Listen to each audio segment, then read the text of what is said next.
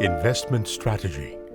Key themes to watch in Q3. In the first half of 2021, reflation was the preeminent theme shaping the capital markets. Economic reopenings, bolstered by successful vaccine rollouts and massive fiscal stimulus, led to enhanced growth and accelerating inflation.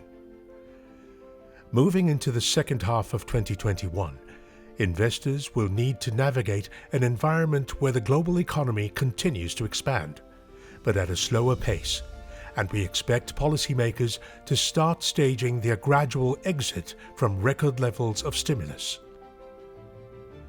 This calls for a much more selective investment approach compared to the earlier stage of the post-pandemic recovery, when the powerful thrust of coordinated monetary easing by central banks worldwide drove a broad market rally. Inflation, transitory versus transition.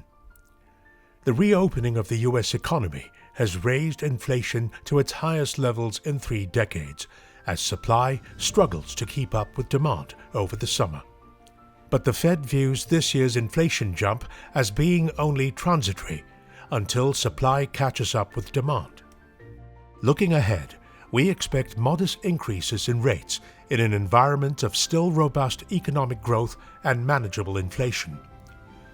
We see a positive outlook for global equity returns over the next 12 months, albeit lower versus the last 12 months, and with a greater scope for near-term volatility.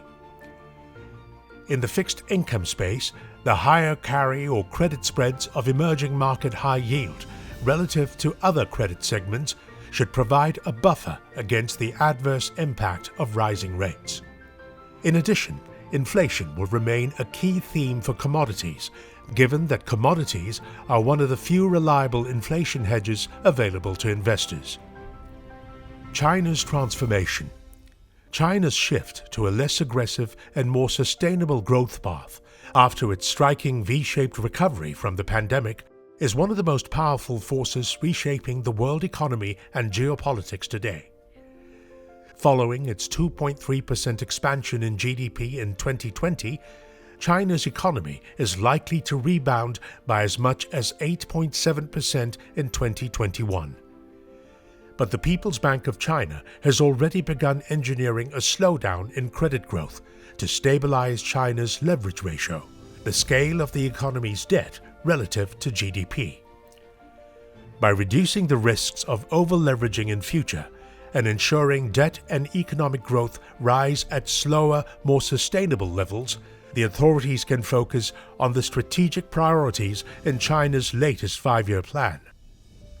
Digitalization and disruption. The ongoing digitalization of many industries, accelerated by the COVID-19 pandemic, is likely to be irreversible and will have pronounced impact across a wide range of businesses.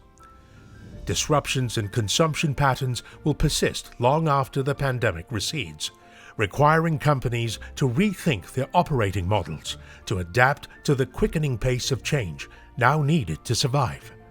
Looking further into the future, we believe that increases in computational power will help to accelerate the commercialization of nascent technologies, while improvements in artificial intelligence and utilization of big data will lead to increased adoption of automation, transforming entire industries for years to come. The narrow path to net zero. Today, there are over 60 carbon pricing initiatives worldwide, covering some 21.5% of global greenhouse gas emissions, according to World Bank data. The scope of such initiatives has expanded rapidly in recent years amid a growing sense of urgency by policymakers worldwide to tackle the existential threat of climate change. China's much-anticipated nationwide emissions trading system, ETS, to be implemented this year, will be the most significant new initiative since the introduction of the European Union's ETS in 2005. Our view remains that global efforts to pursue sustainable climate-resilient development paths and mitigate the threat of climate change will drive wide-ranging significant changes to the global economy for years to come.